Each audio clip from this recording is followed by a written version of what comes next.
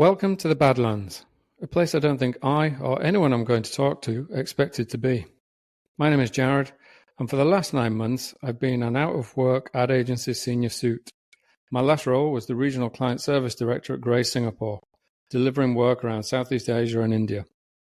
I returned to London last year, fully imagining I'd been in another agency fairly quickly, as had been the case over the last 2 decades, but not so much this time. So I found myself wandering the Badlands. In these 9 months, I've noticed a few odd things in our industry, and I've also noticed a surprising amount of ex-colleagues and clients all in a similar position to me. So I thought it might be helpful and maybe interesting to talk to some of these people, to see how they're doing, discover their experiences, understand what they're looking for, and maybe shine a light on them and their talents. But most importantly, check in with them, as it's a lonely experience being in the Badlands. So please welcome James Bailey. James is a designer, a product designer, a service designer, and a strategic designer, and is incredibly commercially savvy. But unfortunately, he finds himself in the Badlands. So today we'll hear about his job hunting experiences, some thoughts he's had throughout that period, and also how COVID is still a thing. So please welcome James Bailey. James, how are you? You're just recovering from COVID, right? It's not 2 years ago, mate. What's happening? I know. It's great to be here. I've really been looking forward to this. And thanks for letting me push it back a little bit. Didn't realize COVID was still a thing, but it is. Snuck up on me and took me out.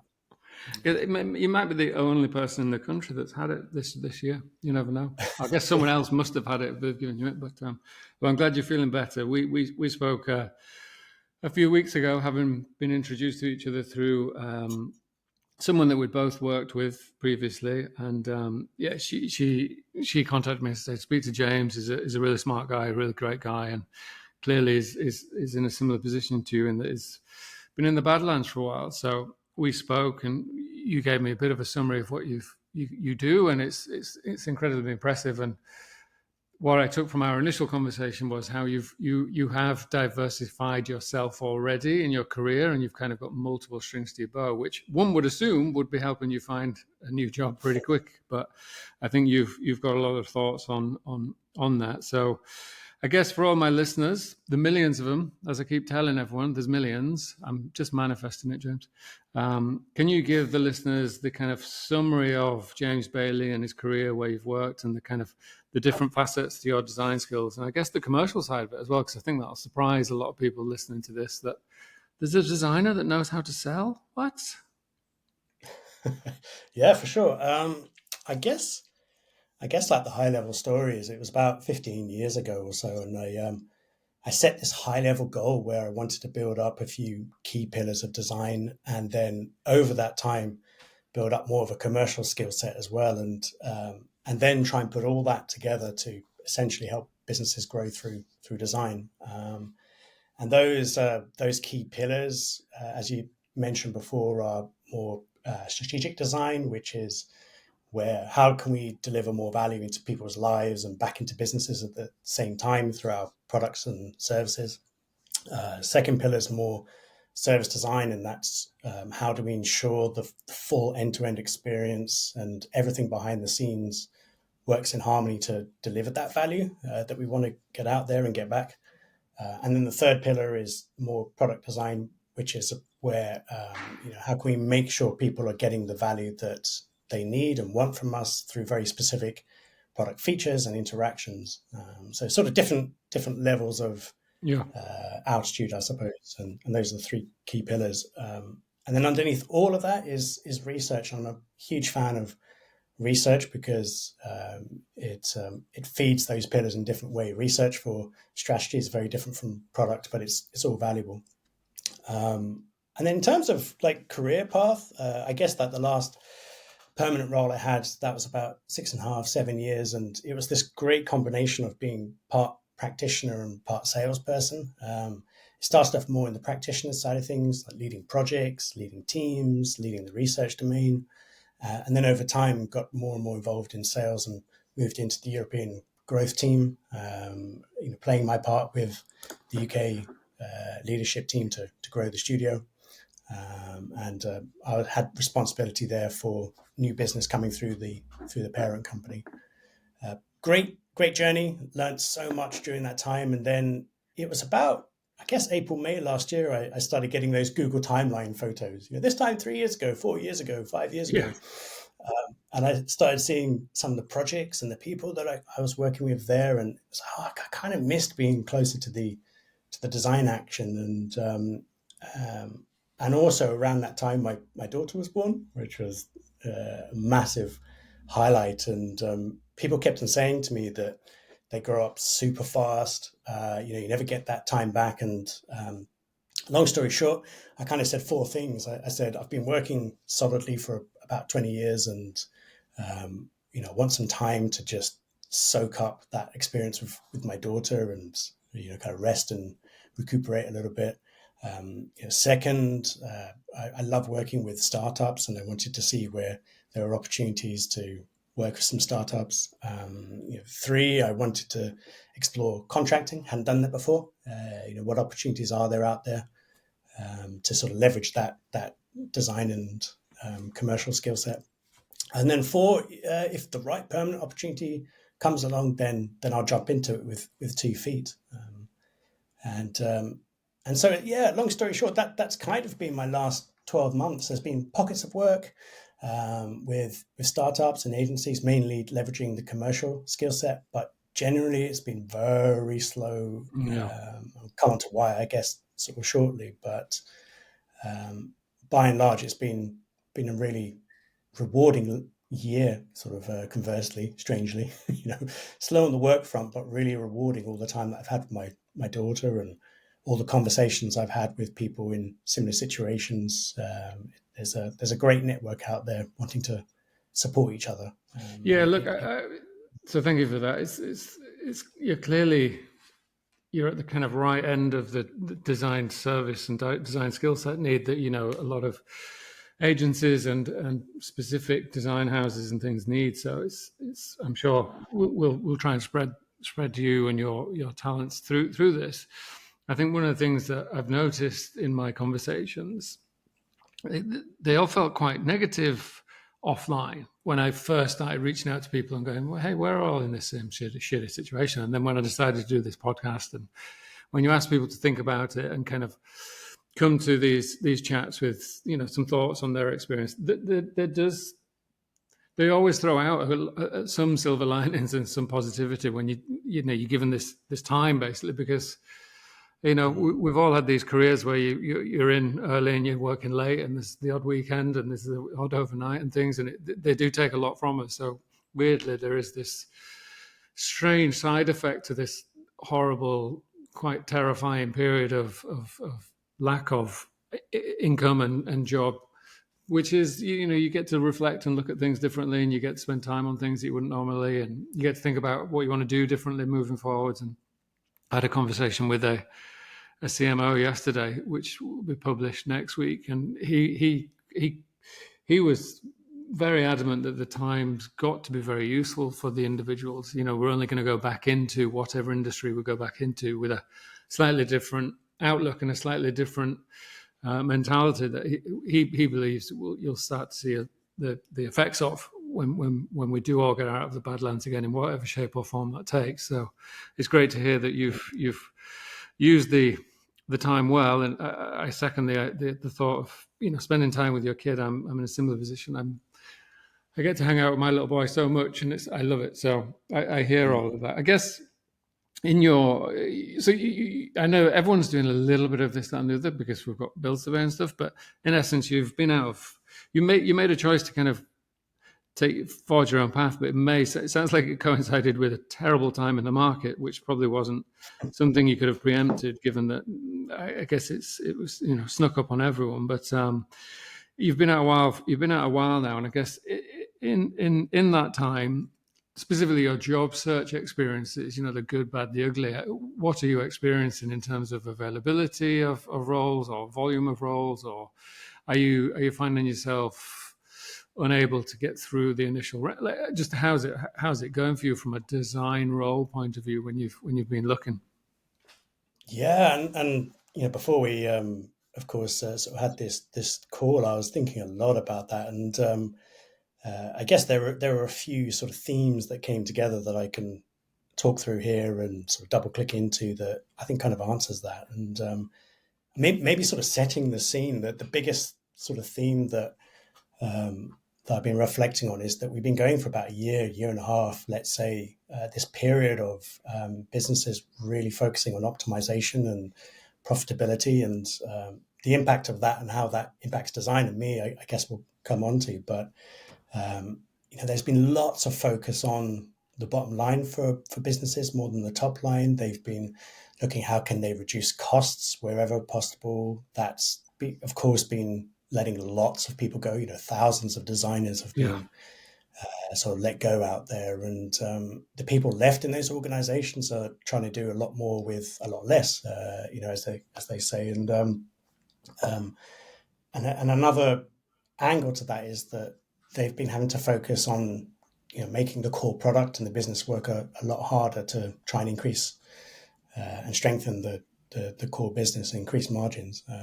But the whole point of that is that, and the result of that is that design has become very product centric and very delivery focused over the last year or so. And I don't think that's necessarily a bad thing, because design is fundamentally about getting value out into people's lives. And if you're not doing that, if you're not delivering stuff, then, it's largely just theoretical. But the flip side of that is that any sort of design activity that's not being seen to focus on product and focus on delivery has become a really hard sell. And there's a breadth and a depth of design disciplines out there, and they've kind of been lost a bit, or undervalued, or just not being bought. That's what I've been reflecting on, and thinking about, well, who's buying or not buying design at the moment? Who's trying to supply design and their challenges, and where is that leaving us? And those are the three areas I can double click into now, if that's interesting. I think, no, for sure, but I think tie that back to, in terms of the type of roles that you're either seeing or not seeing, like literally your job hunt experience. How are those themes affecting that? Are you not seeing the roles because of those reasons that you've just outlined, or are you seeing just one or two specific roles that are, like you say, that are super focused? But if so, then there's millions of people trying to get them. Like, how are those things affecting your job market, as it were? Yeah, for sure. I mean, I guess, well, firstly, because the market has been flooded with talent, and because there hasn't been, there's not enough supply for that demand. There's a few things I've definitely observed in terms of roles. From the client side, they can afford to be super picky, because of the amount of talent out there, and they want really sort of senior and lead people that can also get very hands-on. Well, sorry to interrupt. The recruiter conversation, she emphasised it's pure business decision, pure commercially driven hires, as opposed to maybe looking at a little bit of a innovation choice, or a bit of a different way of thinking choice, or a bit of way this person might add some totally different ways of doing it. That's not being taken into consideration at the moment. It's very, very, we need a perfect peg to fit into this tiny peg hole that we have, that we need to fill. And is that what you're seeing from a design point of view? Yeah, that resonates. If you senior lead level people with very specific domain experience, you must have, generally by and large, product as your kind of core skill set, but you're also expected to have quite a wide skill set that goes into that. And that's good for a lot of UX and UI designers out there, but there's still tons of competition. There's been some research sort of roles out there, but by and large, they've been generally, I think, undervalued in terms of research being a deep discipline that can offer value anywhere in the design process, but also in terms of day rate. The rates have been pretty low for researchers. Service designers, I'd say until very recently, were almost non-existent, being roles being sort of published out there, except in the public sector. Right. Lots of roles advertised there, but if you haven't got that public sector experience, then forget about it. You're not going to be considered. Again, that's the same problem, though, right? That's the same issue. It's hyper specific, and and again, it's a reflection of buyer's market, as it were. So it all stacks up in terms of the overall picture that's being painted by everyone I speak to and I'm experiencing personally. So, sorry, I keep interrupting. Sorry. This is what my wife tells me to stop doing. Sorry. It's interesting getting the different perspectives, of course, from your other calls as well. I guess just on that service designer one, I've seen also a rise in the automotive sort of vertical as well. There seems to be a sort of battle brewing on the horizon between a lot of the car companies, both traditional and startups in the EV space, and they're really starting to recognize that they need to take a holistic look across their entire offering. The car, inside the car, outside the car, apps, the garages you go to, your home, etc. The car communication as well that I experience, the car seems to be the last thing that they ever talk about to me these days. Like it used to be just it's comfy and it goes this fast. Like that's the last thing that ever gets mentioned these days. Like you say, it's a much bigger. They've almost become these. The car is just the app part of it. It's just part of this package that you're buying, as opposed to it used to be the thing. But in terms of the job hunting side of it, in terms of, I keep asking people, what would your ideal role or sector be? Because they're probably listening, James. They're definitely listening to this podcast. There's those people. So from everything you talked about, like where would you ideally like to point yourself at the moment, given the state of the market, given the kind of the themes that you're starting to recognize and see? Like where would you ideally like to point yourself? Yeah, I think the place that I've always particularly enjoyed playing is more early stage innovation, more strategic sort of side of things, where you're trying to work out and get the best possible product, service, business out there. I've always, I guess, kind of lived across different verticals and B2B, B2C. And in today's market, I guess that's part of my challenge, is that I haven't got deep public sector experience, automotive experience, for example. I mean, in terms of verticals, if we're talking sort of dream jobs, I'd love to get involved in space, Right. space somehow. Hang on, let me just check one of my those analytics. areas.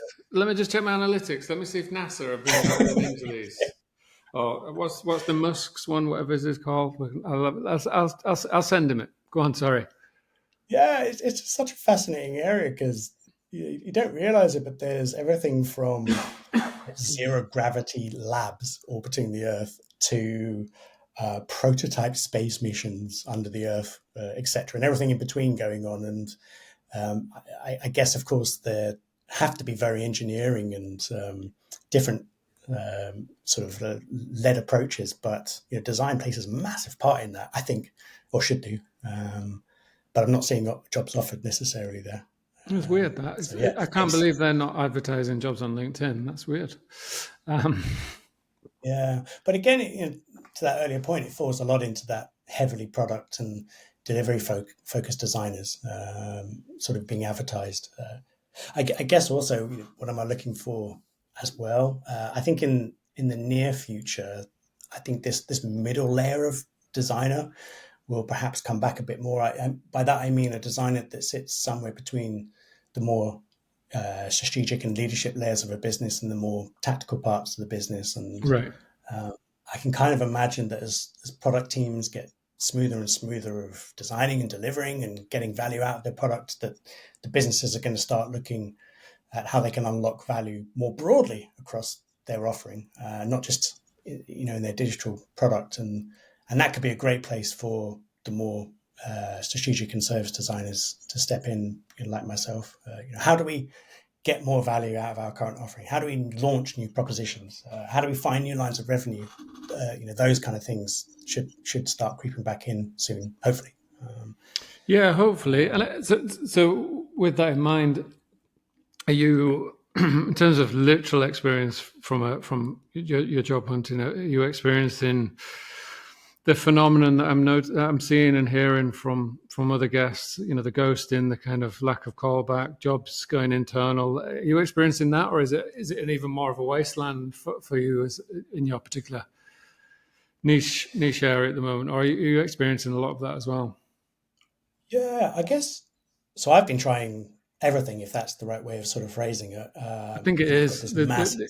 It seems to be pull on all levers. That seems to be the best thing at the moment.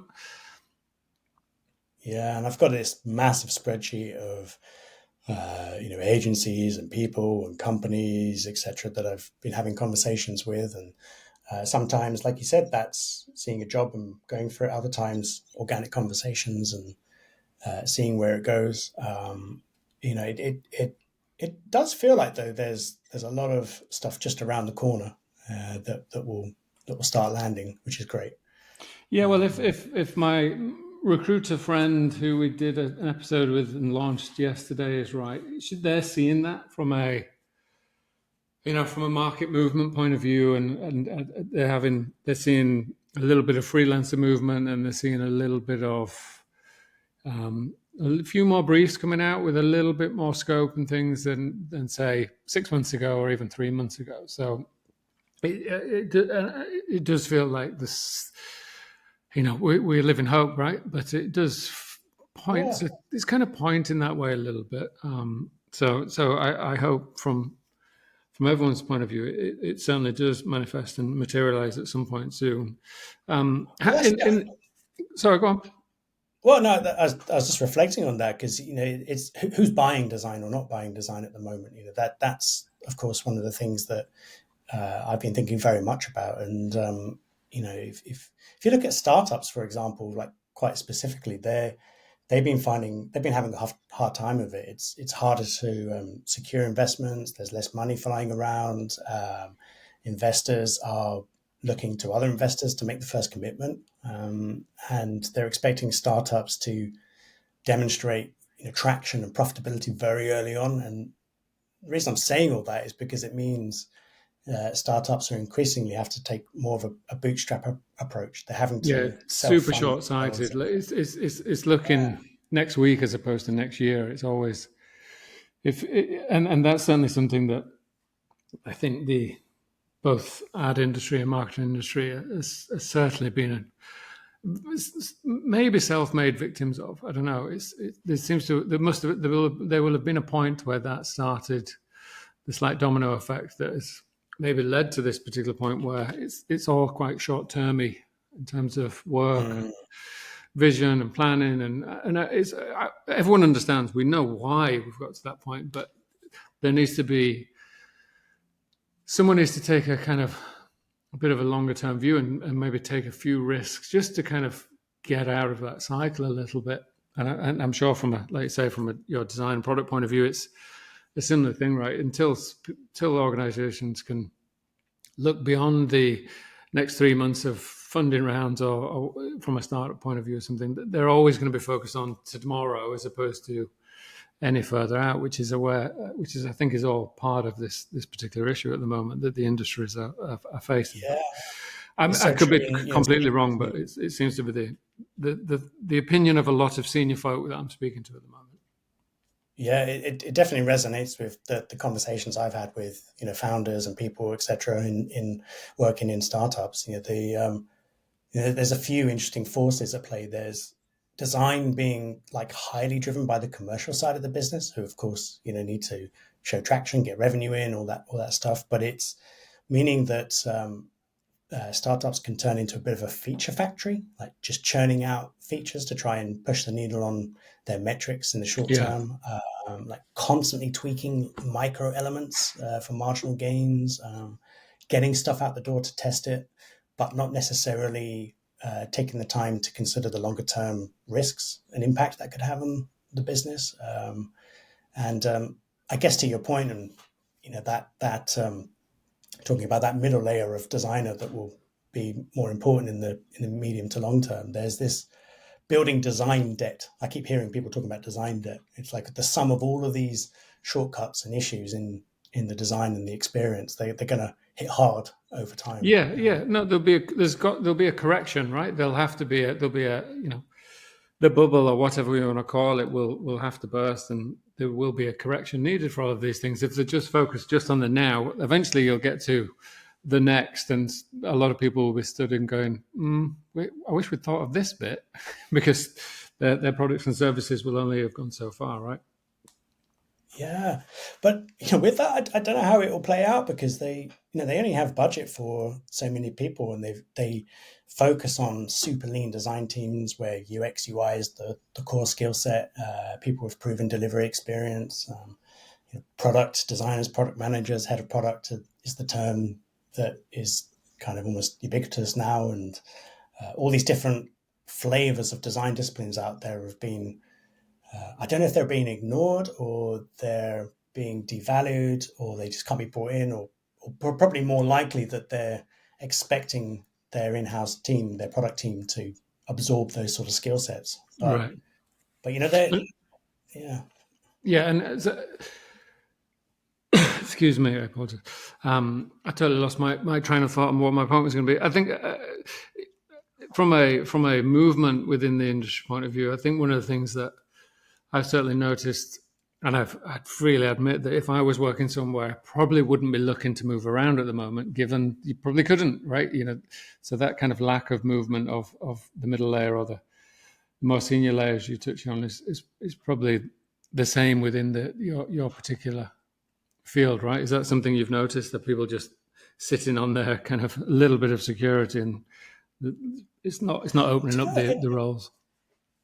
It's funny because I've spoken to so many people in different situations, but I've spoken to a lot of entrepreneurs. I've spoken to a lot of designers that are getting time to explore passion projects or collaborate. Try and sell more for themselves and bring in people in their network. And if you think about the traditional design agency model, and maybe I've got some thoughts to share there as well. But if you think about the classical design agency model, there seems to be maybe a counter model bubbling under the surface, where you've got senior people with tons of talent that can undercut agencies in terms of their rate cards, and can bring in a network of talent to do the same kind of work you might pay agencies for. I don't know if that will play out that way. I guess we'll see. But from some of the people I've been speaking with, that's been on their mind as well. Yeah. The rise of a network independent model, or something like that. Yeah. I guess just bringing it back to some of the kind of the Badland experiences, as you've been navigating these tricky times, and the kind of little bit of a doldrums when it comes to your particular field, how are you handling it from a mental health point of view? Are you, because it can feel so overwhelming, and it's quite frustrating. You've clearly got a lot of opinion on why some of these things are happening and how you'd solve them if you were in there, and which you're not at the moment. And so I was just curious, like, how I kind of want people listening to this who are in a similar position, maybe from your side of this specific industry around design and things. There'll be other people like you know. So how are you managing it from a mental health point of view? And clearly you had COVID, so I want to ask about your health, but from a mental health, how are you handling it? Which it's funny because financially, obviously, the year's been what it's been, but it's been one of the happiest years I've had for a long time. Because Isn't that weird? Isn't it strange? yeah, It's so it's strange. it's it's funny, and I know I'm not alone in this. I've spoken to other people that have said similar things, but the time I'm getting with my daughter that you'll never get back is obviously a big one. But I think also I've been working 20 years solidly, so a bit of a breather from that It's a different from kind of that pain. stress, isn't it? It's a completely different stress. It's because it's stressful for obvious reasons, but it's a different stress, and it's a much more manageable stress. But I think because you're handling your own situation, you're not dealing with someone else's stress, and the many things that come into the stressful existence of working in the industries we work in. And I hate the word stress, but it can get a lot, right? It's full on with deadlines and things like that. So, but it's a different kind of stress. It's what I've Exactly. discovered. And it's much Yeah, easier. exactly. And It's a nicer version of stress. no, exactly. And I'm pretty structured in my week anyway. So, it's that balance of, the job hunt, of speaking to lots of people. And, uh, the people I've spoken with the last even 6 months, I probably wouldn't have spoken to before, entrepreneurs, people setting up their own businesses, looking Right. at whether it's their own kind of independent agency or their own startup. And who knows where it might play out? I guess time will tell, but I think it's allowed me to explore more of my entrepreneurial side as well. Yeah, nice. I'm working on uh, some some ideas around AI and mixing, DJing at the moment, which is sort of really good fun. Been opening up design tools and giving them a go and learning more about what's going on there. It's been pretty rewarding actually in that sense. Yeah, it's a strange. You kind of have to get over the little bit of guilt that I went through a phase of trying, doing a few bits and bats of new things, and then I felt guilty about. Well, shouldn't I just be job hunting now? But you kind of have to balance that out a little bit with your own sanity because there's only so many things you can do per day to kind of push it on a little bit. So I agree. It's because I was going to ask you what tips and advice would you give to other people in your situation from a design point of view. But I think you've just nailed it there with a bit of exploration of new things, and I think it's vital, right? Because we're so used to having such full days, you kind of have to keep your mind going a little bit. And Yeah, part of me doing these podcasts was literally just to fill some of that creative outlet. So used to being in rooms with other with talented folk coming up with stuff and helping with that where I can, and putting stuff out. I love doing that, and this is my own personal version of it. And I now know it's hell. And some of the feedback I've given to creatives, I now regret because my wife gives me feedback. I'm just like, oh God, just don't give me feedback like that. I love her to death, but it's brutal. She's a brutal client service person, is my wife. Do you have any specific tips or advice for your design-related community who are in the Badlands with you? oh, that's a good question. I think It's fine if you don't. I mean, screw them. You got to get yourself sorted first. I'm joking. no, I think there's probably two sides to that really, because well, at least what has always given me most pleasure at work is the people and the creative experiences you have together. So by that, I mean more specifically, like just speak to lots of people in your industry, outside your industry, clients, not clients, whoever. Just speak to people because you get a lot from that. Uh, and then I think being a designer, you're inherently creative at heart, and the more you speak to people and the more you hear what they're doing, you get excited by it. You get Yeah, it's stimulated. inspiring, right? I think dealing with the loneliness is a big part of it. Reaching out to others and, like you say, having those conversations. The episode I recorded yesterday, which will be out soon, with a super senior CMO, he talked about this book that was recommended to him called Never Search Alone, which when I put his episode out, I'll link to. But I've had a quick look and it talks about the need for, it's a bit of a group hunt. It's like a team sport is finding a new job. You can't do it on your own, as much as you feel like you can do this, that, and the other.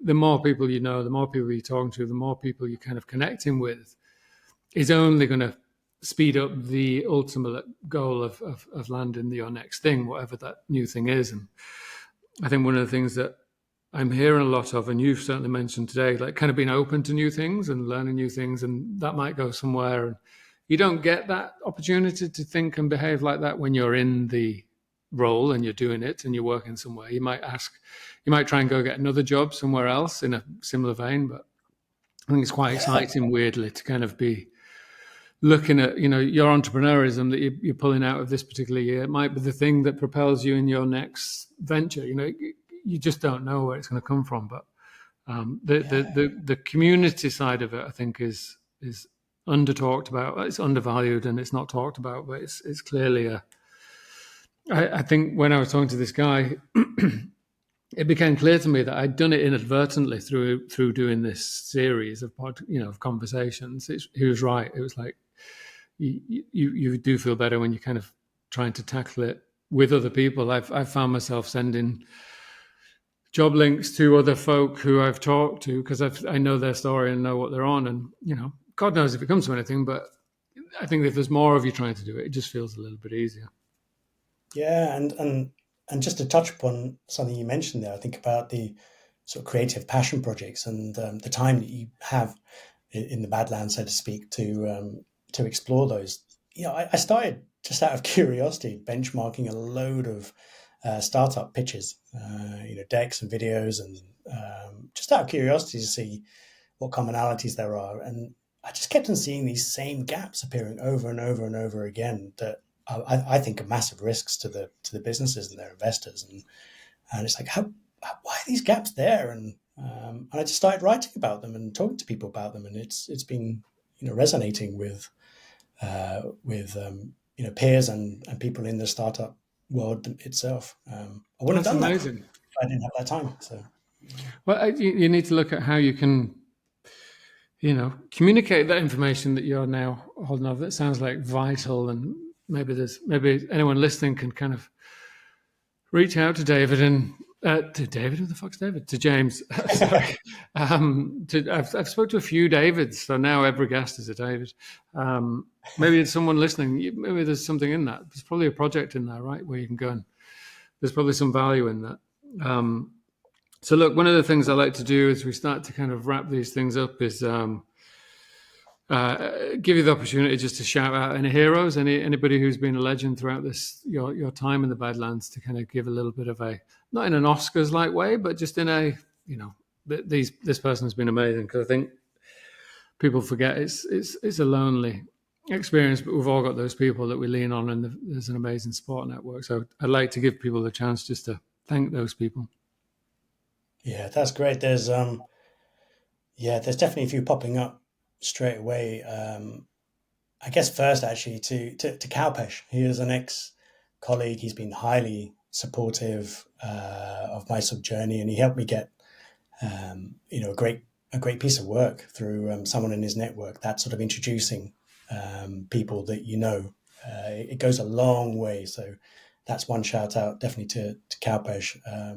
Another shout out is to really good old close friend of mine, Rob. He's been a great sparring partner, very supportive of my journey as well, and it's kept my motivation going in many ways. And then I have to definitely shout out to my wife and our parents. They've been a massive support in terms of helping balance that life work daughter sort of dynamic.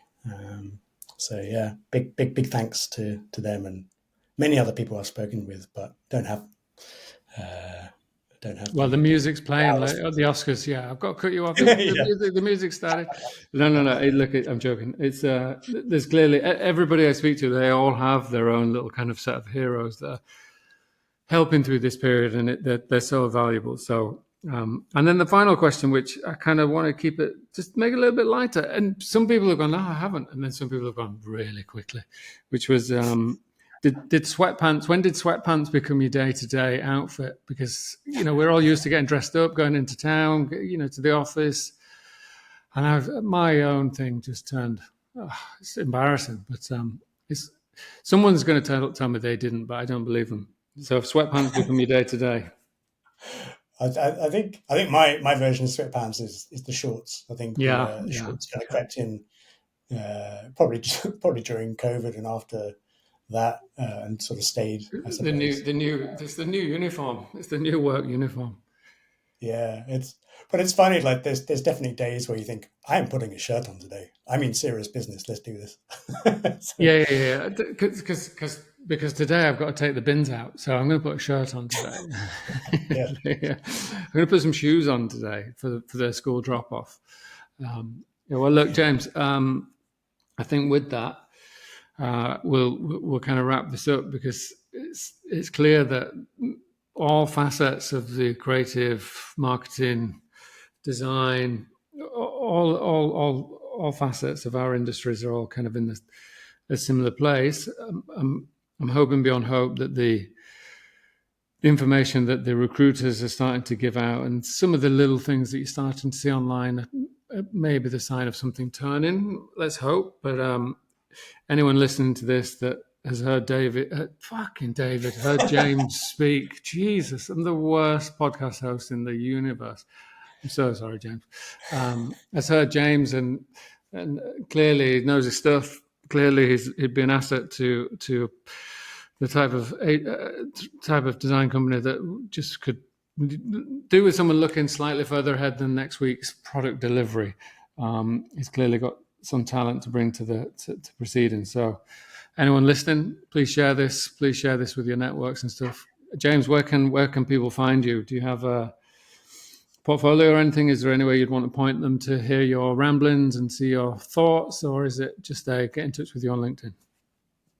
Yeah, get in touch with me with LinkedIn. There's a link out to my website, which has more of my portfolio and some of the thoughts I've been starting to share around startups, etc. But yeah, reach out to me on LinkedIn and let's chat.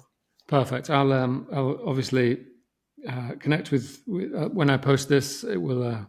I'll clearly drive people to your LinkedIn as well. So, James, not David, James. Thank you for that, but I haven't had coffee yet today. Sorry, David. I mean, James.